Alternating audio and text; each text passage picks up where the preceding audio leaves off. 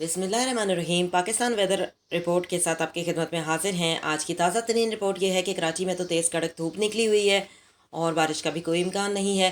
बारिशों का आगाज़ कल से होगा। आज तो मौसम खुश्क ही रहेगा मुल्क भर में।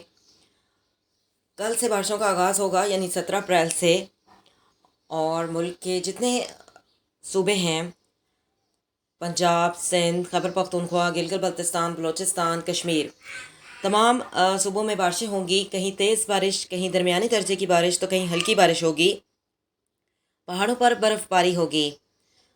ताज़ा तरीन रिपोर्ट हासिल करने के लिए चैनल को सब्सक्राइब करें। अपने शहर के बारे में जानना चाहते हैं, शहर का नाम लिखकर कमेंट कर सकते हैं। आपको मुकम्मल प्रेडिक्शन दी जाएगी आपके शहर के हवाले से।